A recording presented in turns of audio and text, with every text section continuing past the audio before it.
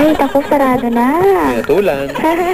Tenten. Yup. I'm sure narinig mo yung dalawang yan. Oo nga Si eh. Wela at si Katsi matinding tunggalian sa Barangay Idol stage. Girl power. Unahin na natin si Wela. What can you say? Si Wela, magaling naman din siyang kumanta. Kaya lang medyo hindi ko lang din masyadong naintindihan. Konti lang naman. Konting-konti lang. Medyo konting practice pa, Wela. Wela? No. Nakikinig ka ba? Ha? Oh. Pwede daw ikaw tumayo ka dyan sa may gitna ng bahay, papraktisan ka. Suntok-suntok. So, tingin mo ba yung kinanta ni Wela na anong kanta yun? Ano ba yung kanta ni Wela? Mad. Mad, Neo. Mad. Bagay ba sa kanya yung mga ganun o meron pa dapat siya ibang mga klase ng kantang inaawit? Feeling ko mas okay sa kanya yung mga pang-girls. Kasi, iyan na natin yung boys sa mga boys. Diba? Mga kanta. Po. Narinig mo yun, Wela? Ulit na lang. Ha? Ulit na lang daw, papatat. Hindi, wala na. Tapos na eh. Sometimes in life, you only get one chance. Ika nga. Diba? O, sige. Dumako tayo dito kay Katsi na maraming pumimure, no, ate? Hello?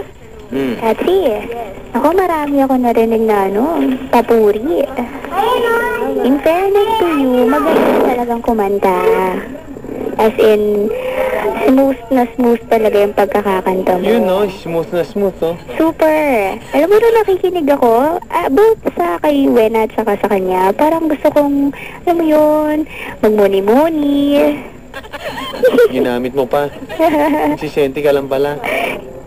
Ayun, dahil dyan, meron kang applause sa akin. Yay! Siya po nag-yahi mag-isa, no? Ilan nilang stars para kay Katsi? Kay Katsi, bibigyan ko siya ng 5. Wow! Wow! Perfect score. 5 out of 5, no? Opo. Kinabituin ang ipinagkaloob. Kay Wela naman? Kaya wala.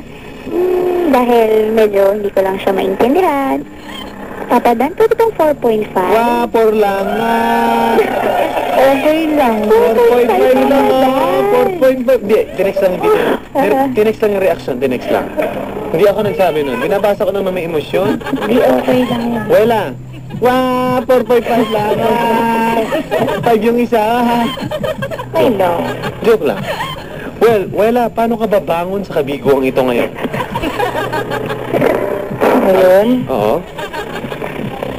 babawi. Babawi. Oo. Di pa huli na lahat eh. Oo. Natandaan mo.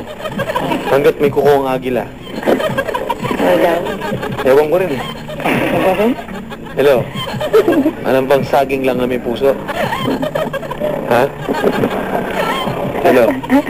Ano ka rin ang apoy sa dibdib ng Samar? Apan mo yun, Mark Lapid yun. Diba? Okay. Okay. Sige. Ate, tingin ka dapat mag-practice ka. Tingin mo ba anong dapat yung gawin, Judge? Practice pa, tapos practice pa. Konting practice pa. Puro practice. Oo, puro practice. Ayun. Ito na naman, dumatawa tayo sa kay Katsi. 5 stars ka pala pa. Katsi? Lakas naman boses mo. Sorry, sabi ko thank you, salamat. Oh. Welcome. Yun, oh. Bayad. Ayun, ganun. Papabayad pa, loko-loko.